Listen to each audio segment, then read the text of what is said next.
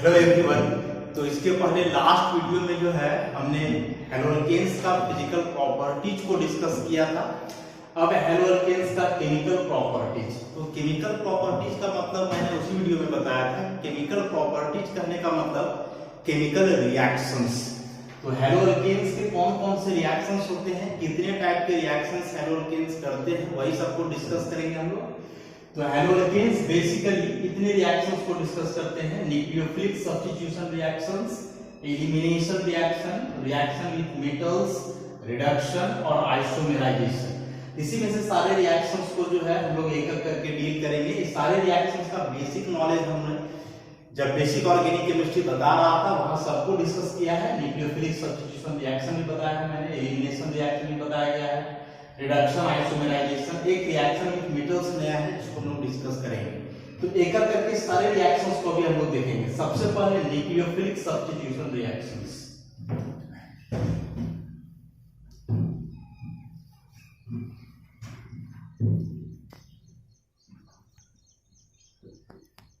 Nucleophilic substitution reactions.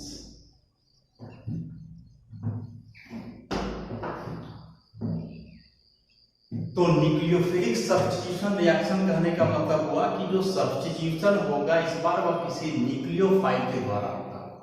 अब यहां बात आता है कि आखिर हेलोअल्केन्स न्यूक्लियोफिलिक सब्स्टिट्यूशन रिएक्शंस क्यों करते हैं, या फिर हेलोअल्केन्स रिएक्शन ही क्यों करते हैं, क्या उसका ड्राइविंग फोर्स है कि रिएक्शन क्यों होता है हेलोअल्केन्स का।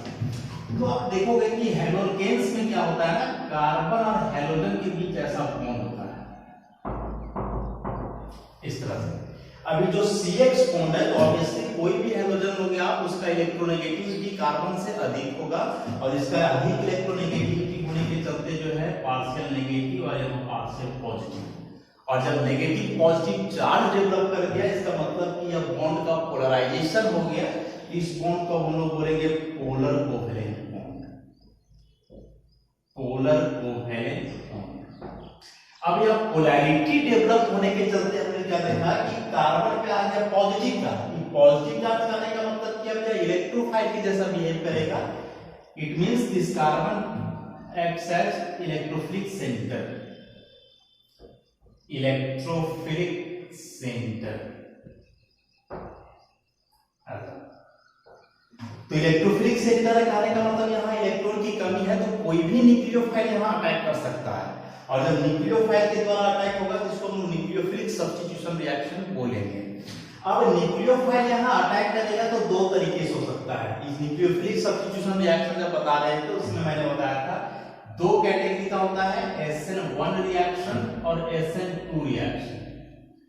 अभी SN1 और SN2 का डिटेल जो है डिस्कस किए हम लोग, तो सारा बात जो है अभी ध्यान में रखना होगा इसमें। तो SN1 और SN2 में क्या मैंने बताया था कि SN1 रिएक्शन में जो है दो स्टेप होता है। पहले यह बॉन्ड टूट करके कार्बोकेटायन बनता है, उसके बाद न्यूक्लियोफाइल अटैक करके प्रोडक्ट बनाता है। जबकि SN2 एक कंसर्टेड प्रोसेस है, यहाँ बॉन्ड ब्रेकिंग और बॉन्ड फॉर्मेशन दोनों एट ए टाइम होता है। किस टाइप का मैकेनिज्म होगा या डिपेंड करता है कि यहाँ आप किस प्रकार का हेलोअल्केन लिए हो, इस सबस्ट्रेट के स्ट्रक्चर पे डिपेंड करेगा। और भी जो है सॉल्वेंट का नेचर पे डिपेंड करेगा, न्यूक्लियोफाइल हो गया उस पे भी डिपेंड कर सकता है।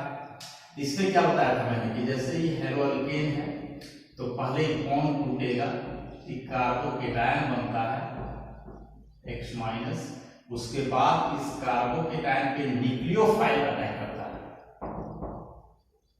ऐसा, और प्रोडक्ट बनता है। दो प्रोडक्ट बन रहा है। हाँ, ये रेसोमाइजेशन हो करके तो हमने ऑलरेडी डिस्कस किया है।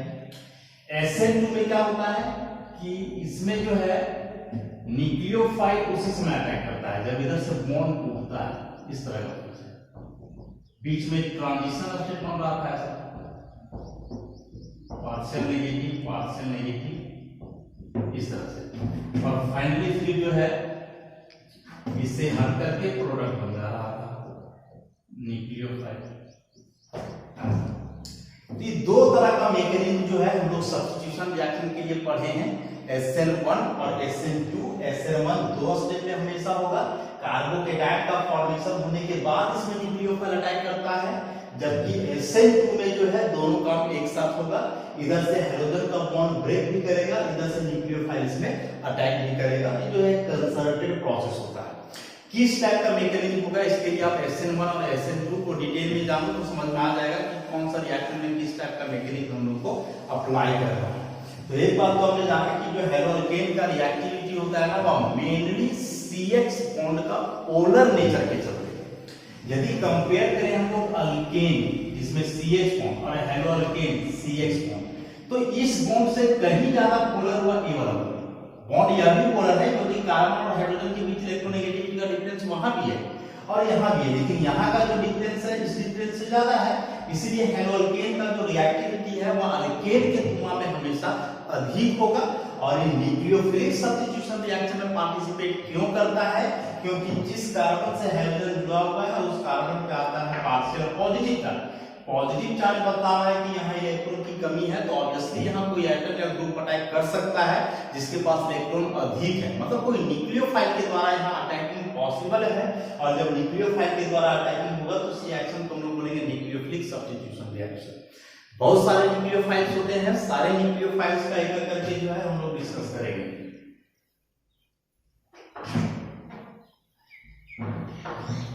तो सबसे पहला इसमें जो है सब्स्टिट्यूशन बाय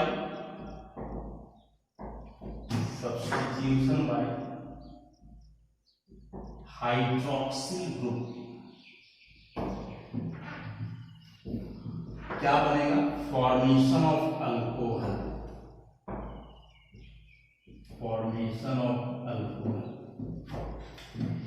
तो इसमें क्या होता है कि हेलोअल्केन को जो है हीट किया जाता है कोई अल्कली सॉल्यूशन से। अल्कली मतलब ग्रुप 1 का जो मेटल हाइड्रोक्साइड होते हैं, जैसे एक्वस KOH या फिर एक्वस NaOH या फिर AgOH भी ले सकते हैं, एक्वस लिखा जा सकता है। जनरली एक्वस AgOH क्या होता है ना, इसको हम लोग बोलते हैं मॉइस्ट Ag2O, सिल्वर ऑक्साइड का मॉइस्ट मतलब वाटर के साथ। तो होता क्या है कि जो सिल्वर ऑक्साइड है इसका मॉइस्ट फॉर्म रहेगा कि दोनों मिलकर के सिल्वर हाइड्रोक्साइड ही बनाता है ऐसा। और इस सब रिएजेंट में हम लोग क्या ऑब्जर्व कर रहे हैं, जैसे यहाँ K+OH- Na+OH- Ag+OH-, ऐसा करके हम लोग देख सकते हैं। अब इसके बारे में तो बता दिया मैंने। अभी जो KOH और NaOH है ना, KOH और NaOH दोनों जो है क्रिस्टलाइन सॉलिड होते हैं, लेकिन जब इसका एक्वस सॉल्यूशन बनाओगे वाटर में डिसॉल्व करने के बाद, ऐसा वाटर में इसको डिसॉल्व करोगे तो हमने पढ़ा है कि OH जिसमें होता है वो बेस का काम करता है, और ऑब्वियसली यहाँ भी बेस का काम करने वाला है, K+ और OH- बनेगा।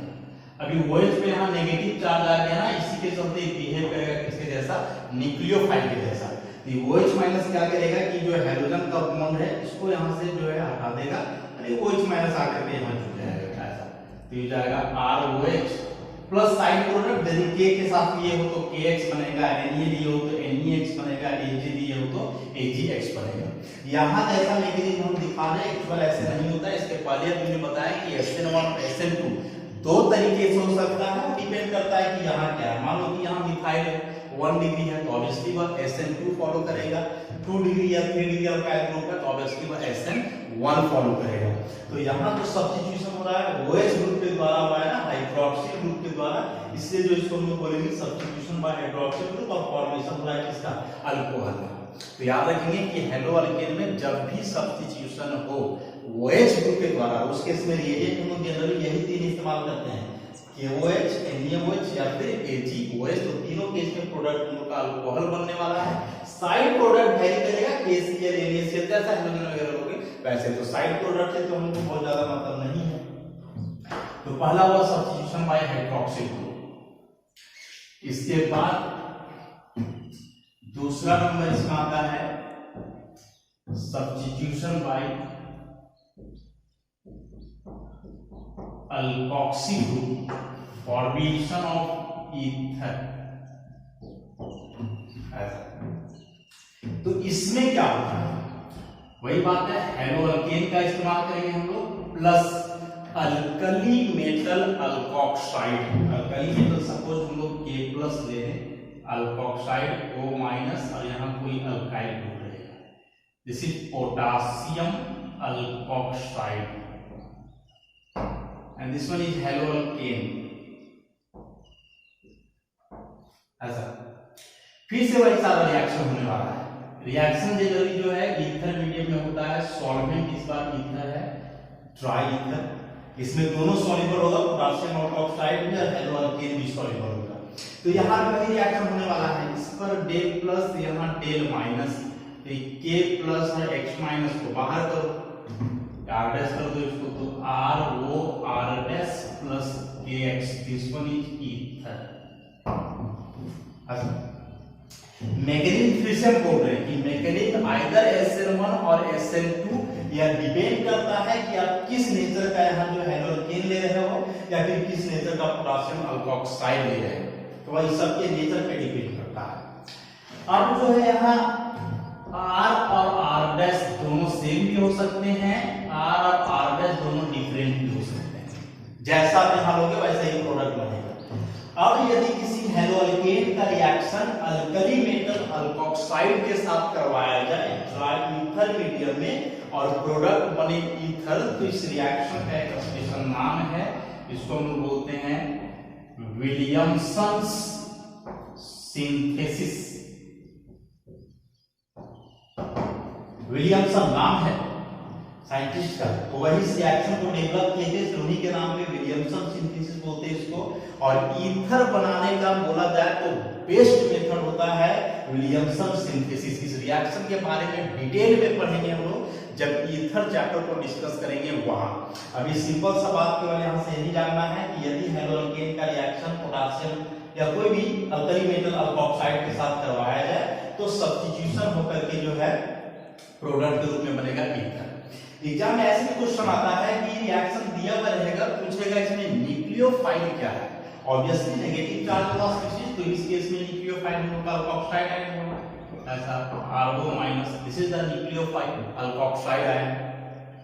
इसमें एक विलियमसन सिंथेसिस जो है ना, इसका कुछ लिमिटेशन लेकर भी है, तो बताया हमने कि चैप्टर पढ़ने के बाद डिटेल में जानेंगे हम। फिलहाल यहाँ हम लोग को याद क्या रखना है कि यह जो R है ना, इस R के जगह पर आप कुछ भी नहीं ले सकते हो।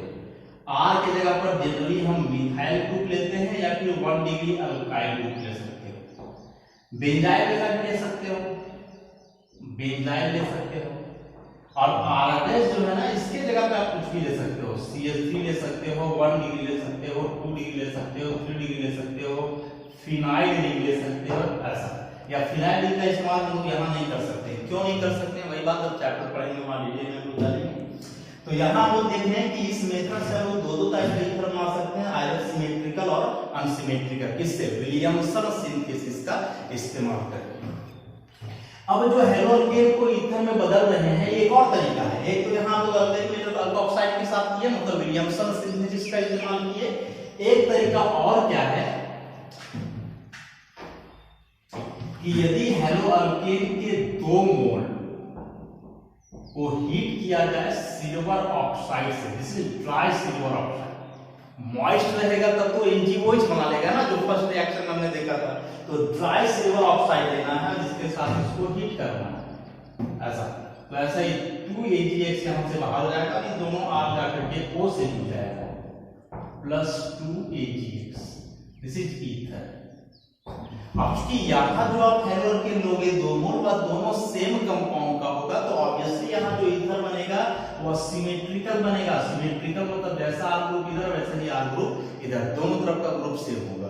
तो इस मेथड से आप ईथर बनाओगे तो हमेशा सिमेट्रिकल ही बनेगा, क्योंकि यहाँ दोनों हेलो अल्केन सेम लेना है।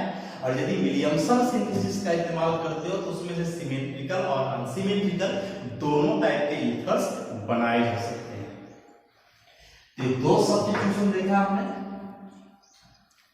तीसरा substitution by cyano group,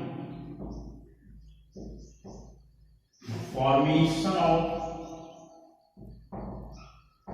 nitrile.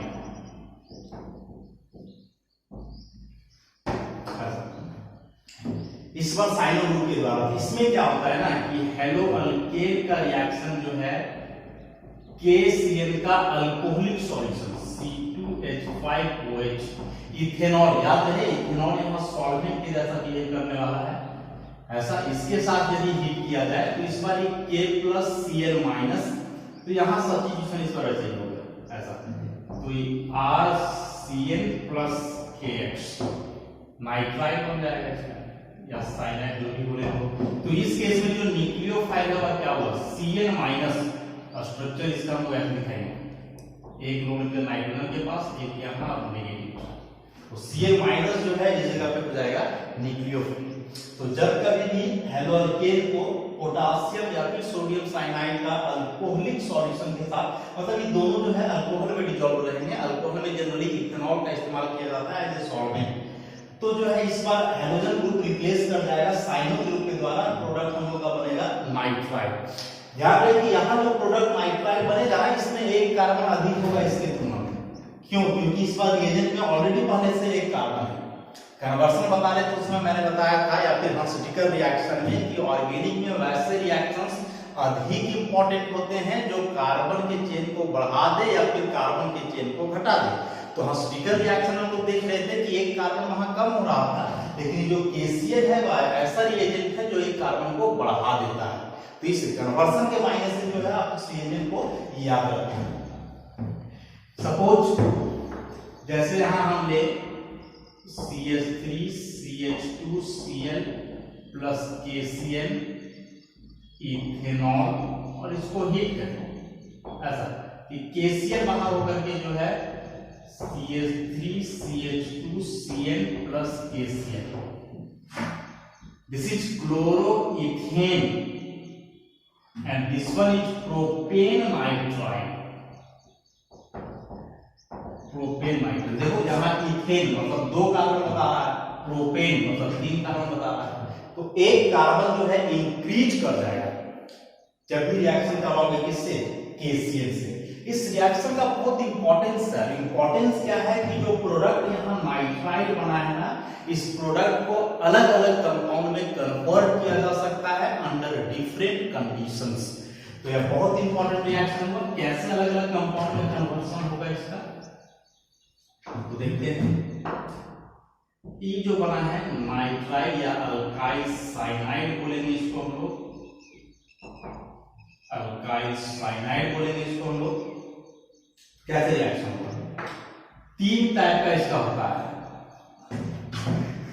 सबसे पहला कि कंसंट्रेटेड हाइड्रोक्लोरिक एसिड के प्रेजेंस में यदि इसका हाइड्रोलाइसिस करें, पार्शियल हाइड्रोलाइसिस। पार्शियल हाइड्रोलाइसिस करने का मतलब कि वाटर का कम मोल रहेगा, कम मतलब हम लोग यहाँ 1 मोल इस्तेमाल किए हैं, एसिड भी क्या लिए हैं कंसंट्रेटेड। यहाँ जो HCl है याद रहे कि कैटलिस्ट का काम करने वाला है, कैटलिस्ट का काम करता है ऐसा। कैसे रिएक्शन? ये जो H2O आप देख रहे हो ना, तो H2O का ऑक्सीजन और हाइड्रोजन, ऑक्सीजन जाकर के जुड़ता है कार्बन पे और ये दोनों हाइड्रोजन जाकर के जुड़ेगा नाइट्रोजन पे ऐसा। RC≡ONH2 ऐसा। इसका ऑक्सीजन जुड़ गया कहां कार्बन पे और ये दोनों हाइड्रोजन जुड़ गया कहां नाइट्रोजन पे, तो प्रोडक्ट बन गया। तो प्रोडक्ट क्या बना 1 डिग्री अमाइड। इस तरह से अब इसी का रिएक्शन यदि आप डाइल्यूट HCl के प्रेजेंस में करवाते हो और कंप्लीट हाइड्रोलाइसिस वाटर का 2 मोल कंप्लीट हाइड्रोलाइसिस ऐसा, तो इस बार जो है बनता है carboxylic acid plus NH4Cl। This is carboxylic acid. मिला के देखोगे वैसे ही सेम चीज है। 2 मोल H2O का है, इसका मतलब हुआ कि वहां 2 ऑक्सीजन और 4 हाइड्रोजन है। दोनों ऑक्सीजन कार्बन पे जुड़ा है, एक C डबल बॉन्ड वो और एक इधर। 4 हाइड्रोजन में से एक हाइड्रोजन कार्बन के पास जुड़ा, 3 हाइड्रोजन बच गया। एक हाइड्रोजन यहाँ है तो 3 और 1 4 हाइड्रोजन, यहाँ से N निकला कि 4 हाइड्रोजन और Cl, NH4Cl जो अमोनियम क्लोराइड है वह साइड प्रोडक्ट के रूप में बाहर होगा। तीसरा इसमें क्या होता है कि यदि इस अल्काइल साइनाइड का रिडक्शन किया जाए तो रिडक्शन में जनरली हम लोग यहां लेते हैं सोडियम इथेनॉल। सोडियम इथेनॉल आपस में रिएक्शन करके जो है हाइड्रोजन देता है। 4 मोल हाइड्रोजन है हम लोग स्क्वायर ब्रैकेट के अंदर हाइड्रोजन लिखे, इसका मतलब इसको बोलते हैं नेसेंट हाइड्रोजन। ऐसा नेसेंट हाइड्रोजन। तो नेसेंट हाइड्रोजन कहने का मतलब कि अलग से नहीं लेना है या रिएक्शन के दरमियान ही बन जाएगा। रिएक्शन के दरमियान आपको क्या करना है, सोडियम और इथेनॉल लेना है, ये दोनों आपस में रिएक्शन करके हाइड्रोजन देगा और तब यह हाइड्रोजन का इस्तेमाल होगा इसको रिड्यूस करने में। तो 4 हाइड्रोजन में से 2 हाइड्रोजन कार्बन के पास और 2 हाइड्रोजन नाइट्रोजन के पास, तो ऐसा हो जाएगा RCH2NH2। This is 1 degree amine. तो जब अल्काइल साइनाइड का रिडक्शन हो 1 डिग्री एमीन में सोडियम इथेनॉल का इस्तेमाल करके, तो इस रिएक्शन को हम लोग बोलते हैं मेंडियस रिएक्शन। नेमिंग रिएक्शन है इंपॉर्टेंट, मेंडियस रिएक्शन। ऐसा यहां आप और भी रिएजेंट ले सकते हैं, LiAlH4 लिथियम एल्यूमिनियम हाइड्राइड ले सकते हैं, सोडियम बोरोहाइड्राइड, या फिर और भी अलग अलग रिएजेंट का इस्तेमाल किया जा सकता है इस जगह पे। लेकिन मेंडियस रिएक्शन तभी कहलाएगा जब यहाँ रिएजेंट क्या होंगे, सोडियम और इथेनॉल। तो जब सोडियम इथेनॉल का इस्तेमाल करके अल्काइल साइनाइड का रिडक्शन हो 1 डिग्री एमीन में, उसी रिएक्शन को हम लोग बोलेंगे मेंडियस रिएक्शन। तो यहाँ जो साइनाइड बना इसको हम लोग 3 अलग अलग प्रोडक्ट में कन्वर्ट किए। पार्शियल हाइड्रोलाइसिस किए कॉम्प्लेक्स HCl और H2O के साथ, तो 1 डिग्री अमाइड बना। कंप्लीट हाइड्रोलाइसिस किए, कार्बोक्सिलिक एसिड बना, और रिडक्शन किए तो 1 डिग्री एमीन बना। इस रिएक्शन का अगर वो मैकेनिज्म देखना चाहें कि आखिर CN ग्रुप कैसे बदला अमाइड में, तो जरा इसको गौर करते हैं हम लोग।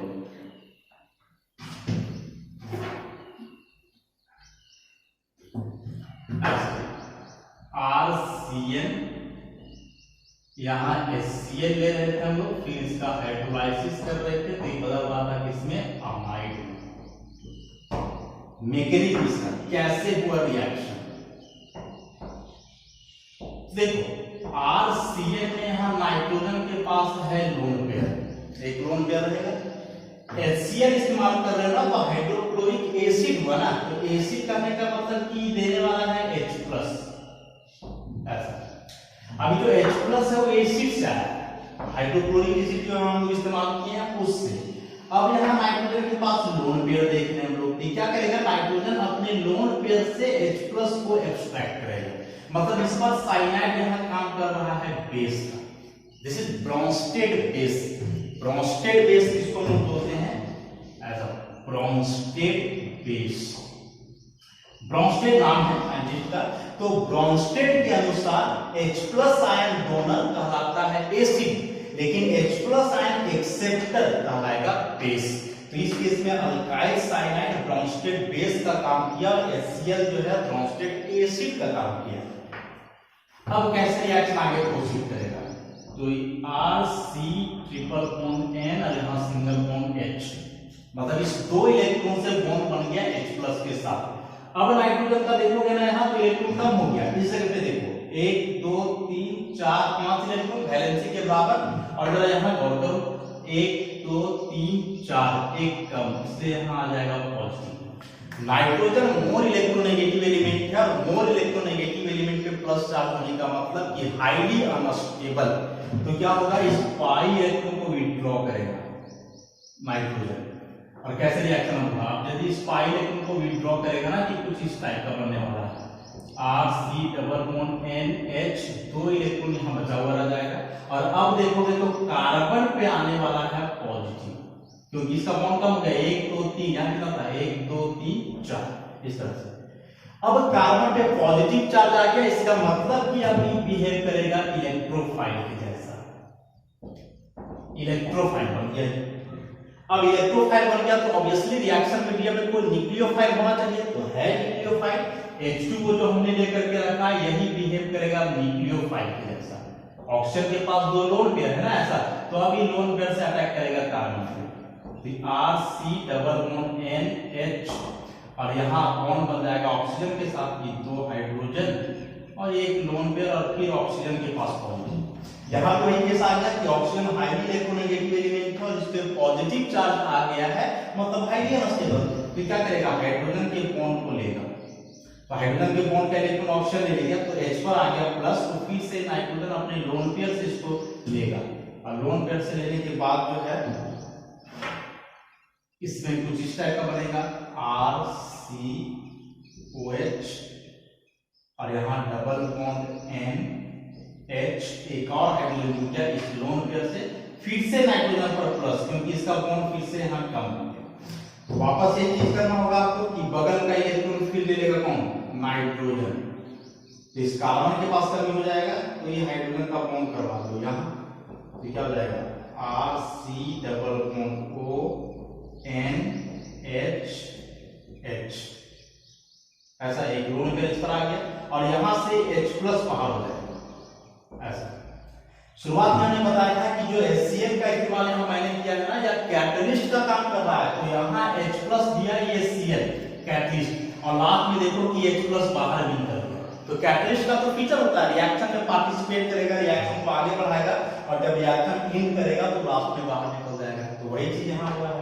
तो यह हुआ रिएक्शन का मैकेनिज्म। ऐसा ही कुछ मैकेनिज्म होता है कार्बोक्सिलिक एसिड में कन्वर्सन का। तो जब कार्बोक्सिलिक एसिड चैप्टर हम लोग पढ़ेंगे ना, वहां जानेंगे कि Cl कार्बोक्सिलिक एसिड में कैसे बदलता है। यहाँ अमाइड में बदलने का प्रोसेस जो है हमने बताया। इस पूरे रिएक्शन में हम लोग देख रहे हैं ना कि जो बेसिक में हमने पढ़ा है वही सारा कंसेप्ट यूज हो रहा है। इलेक्ट्रोफाइल है, कोई न्यूक्लियोफाइल है, ऐसा इस तरह से यहाँ एसिड हुआ तो ये बेस हुआ, वही सब कंसेप्ट का इस्तेमाल हो रहा है रिएक्शन। एग्जाम में जो है ना क्वेश्चन ऐसे भी आता है कि जब साइनाइड को अमाइड में बदला जाता है तो उस दरमियान न्यूक्लियोफाइल क्या होता है। तो याद रखिए कि इस पूरे रिएक्शन में न्यूक्लियोफाइल का जैसा काम बन गया वाटर का मॉलिक्यूल। तो here H2O is the nucleophile. तो ये तीन टाइप का कन्वर्सन देख लिया हम लोग, साइनाइड का 1 डिग्री अमाइड में, कार्बोक्सिलिक एसिड में, और किसमें 1 डिग्री एमीन में, मेंडियस रिएक्शन। बहुत ही इंपॉर्टेंट है तीनों। आगे कन्वर्सन डील करेंगे हम लोग इससे। तो अगला reaction substitution by isocyanide group. अभी साइनाइड ग्रुप के द्वारा सब्स्टिट्यूशन बताया था मैंने Cl से, और आइसोसाइनाइड मतलब NC से। इसमें क्या होता है ना कि जो हेलोअल्केन है उसका रिएक्शन करवाया जाता है AgCl का अल्कोहलिक सॉल्यूशन से C2H5OH। तो इसके साथ यदि हीट करोगे हेलोअल्केन को तो प्रोडक्ट आइसोसाइनाइड बनता है, मतलब ऐसा RNC plus AgX, this is isocyanide. या इसी को हम लोग कार्बाइड एमीन भी बोलते हैं, कार्बाइड एमीन। तो अभी जो पिछला रिएक्शन मैंने बताया था उसमें RX को KCl का अल्कोहलिक सॉल्यूशन के साथ हीट किया था, तो प्रोडक्ट बन रहा था साइनाइड, मतलब यहाँ Cl जुड़ रहा था।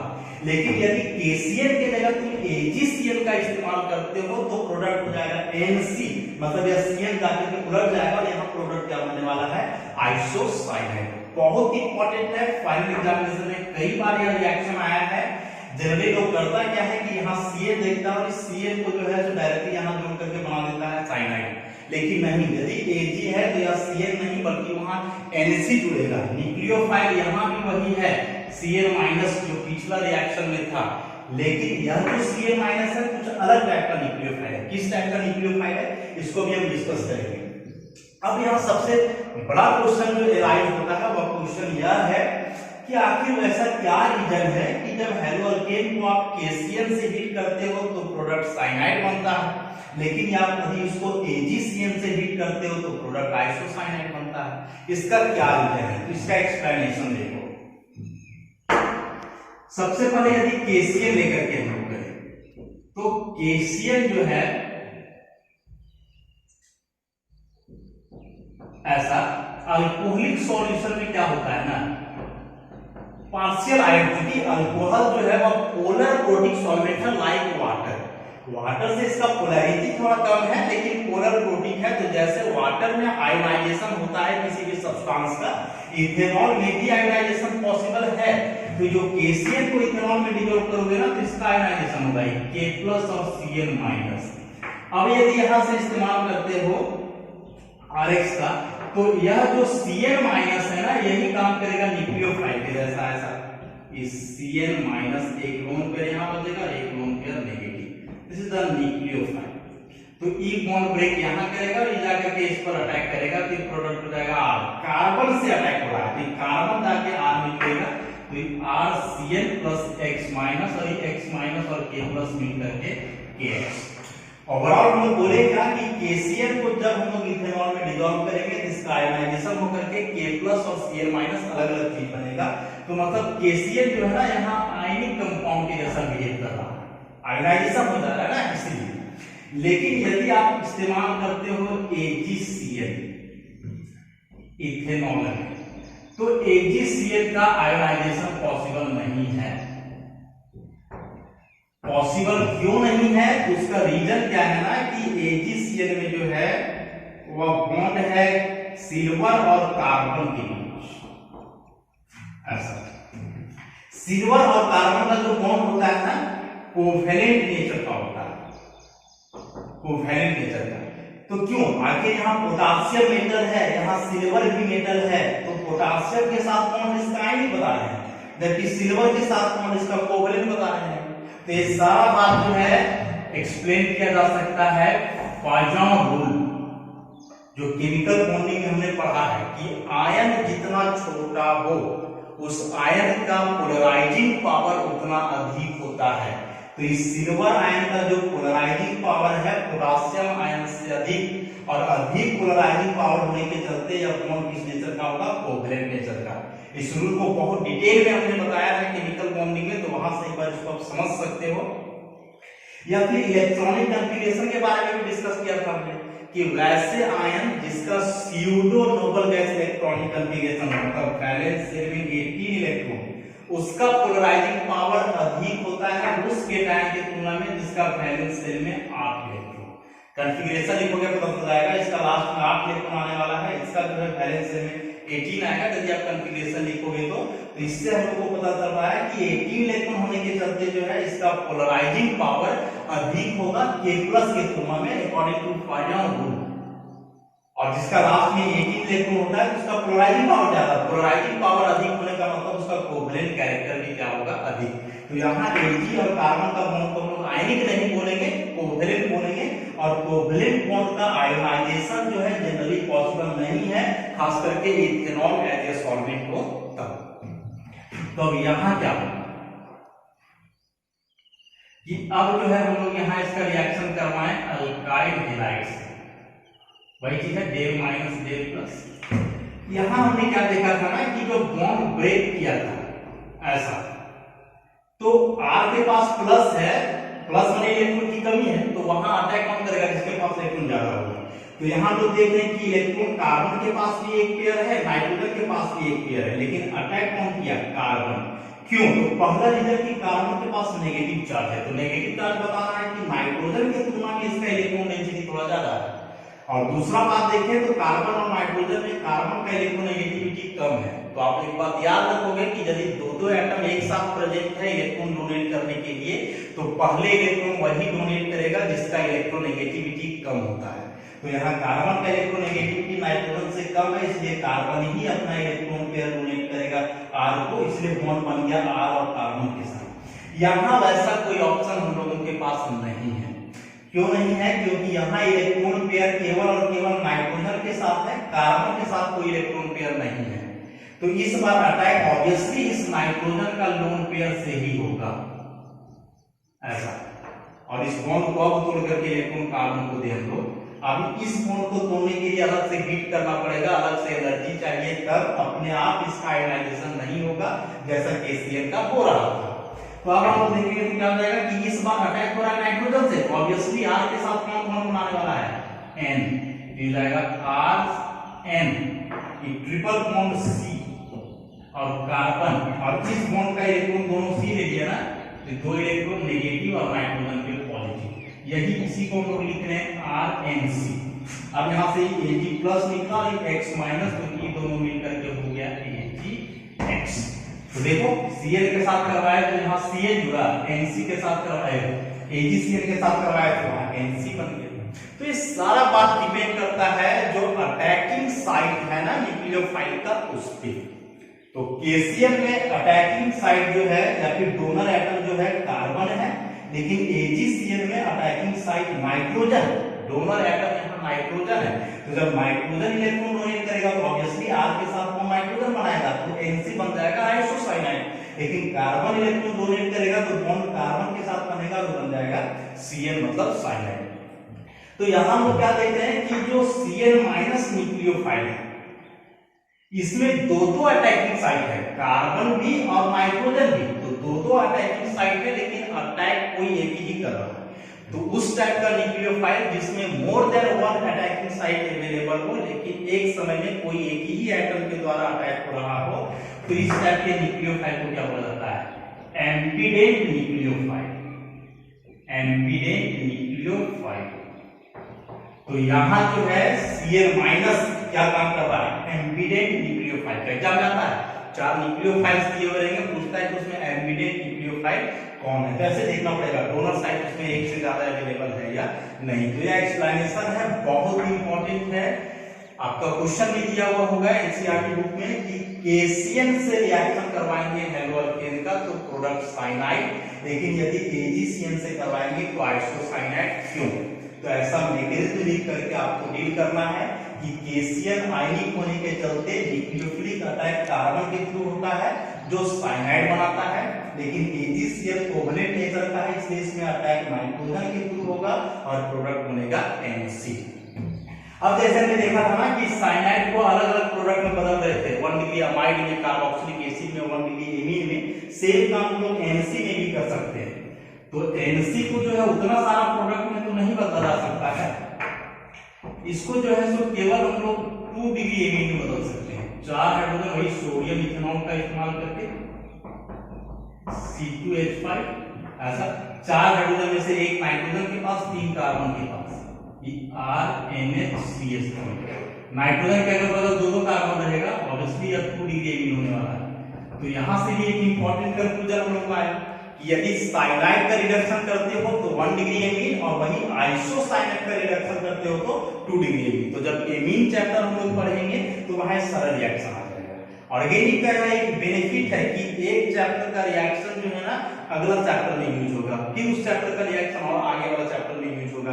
तो यदि आप ऑर्गेनिक का एक चैप्टर पूरी तरह से कर लेते हो तो समझो कि अगला चैप्टर आधा कंप्लीट हो गया। हेलोकेन्स हेलोजेन्स आप पूरा कर लेते हो, इसका मतलब कि इसका कुछ रिएक्शन अल्कोहल में आएगा, वहां कंप्लीट हो गया। अल्डिहाइड कीटोन में आएगा, वह भी हो गया। एमीन में आएगा तो वह भी हो गया। जैसे अभी हमने देखा फर्स्ट रिएक्शन अल्कोहल में आया था, तो अल्कोहल का प्रिपरेशन पढ़ोगे तो रिएक्शन आएगा। ये दोनों रिएक्शन एमीन दे रहा है, तो जब एमीन पढ़ोगे तो वहां ये दोनों रिएक्शन आएगा। अब जो एक बात यहाँ आया है कि सोडियम इथेनॉल आपस में रिएक्शन करके ये कैसे देता है? हाइड्रोजन कहां से आया? सोडियम इथेनॉल आपस में रिएक्शन किया तो देखो कहां से आया हाइड्रोजन। इथेनॉल जो है C2H5OH, ऑक्सीजन हाइड्रोजन के बीच बॉन्ड है, दोनों का इलेक्ट्रोनेगेटिविटी में बहुत ज्यादा डिफरेंस है, इसलिए इसका आयनाइजेशन होगा। आयनाइजेशन होगा तो क्या होगा? इस बॉन्ड का दोनों इलेक्ट्रॉन ऑक्सीजन देगा। इस C2H5 को ऑक्सीजन के पास तो 2 लोन पेयर पहले से रहता है, एक और माइनस, और ये बन जाएगा H+। कहने का मतलब इथेनॉल को बोल सकते हैं कि यहाँ बिहेव किया एज या एसिड, H+ आयन दे रहा है ना, तो एसिड बोल सकते हैं। अब जो हम लोग यहाँ सोडियम लेते हैं, ऐसा मेटल है, बैलेंस से कितना इलेक्ट्रॉन इसके पास? 1 इलेक्ट्रॉन है। तो ये क्या करता है ना कि अपना यदि 1 इलेक्ट्रॉन जो है डोनेट कर देता है H को। एरो पे ध्यान दीजिए, हाफ के लिए एरो है, मतलब 1 इलेक्ट्रॉन के माइग्रेशन को बता रहा है। तो अभी बन जाएगा सोडियम प्लस, और H+ 1 इलेक्ट्रॉन ले लिया तो ये बन जाएगा H, और यही H का इस्तेमाल हम यहाँ कर रहे हैं। अभी C2H5O- और Na+, ये दोनों आपस में कंबाइन कर जाएगा। तो यहाँ 4 मोल H हमने लिया है, तो इसका मतलब इसका 4 मोल रिएक्शन करेगा जो है, और सोडियम भी ऐसे ही इलेक्ट्रॉन ट्रांसफर करेगा। पहले भी हमने बताया कि यहाँ आप नहीं देखोगे कि यहाँ एक ही मोल है, तो यहाँ 4 हाइड्रोजन कैसे आया? अरे 1 मोल भी है, मतलब बहुत सारा मॉलिक्यूल हुआ ना, ऐसा अवोगाड्रो नंबर के बराबर है। इस तरह से इतना मॉलिक्यूल अवेलेबल है, तो इतना से 4 हाइड्रोजन तो परमिट हो ही सकता है। उसी का इस्तेमाल जो है हम लोग यहाँ किए हैं। तो ऐसा ही 4 सब्स्टिट्यूशन जो है अभी हमने बताया। Substitution by hydroxyl group alcohol बन रहा था, substitution by alkoxide group ether बन रहा था, substitution by cyanide group cyanide ही बना, फिर उसको अलग अलग प्रोडक्ट में बदले, और फिर आइसोसाइनाइड के द्वारा इसको भी हम लोग 2 डिग्री एमीन में बदले। मैक्सिमम रिएक्शन आगे का चैप्टर में रिपीट करने वाला है, जिसको आप लोग ध्यान से पढ़ो और समझो। धन्यवाद।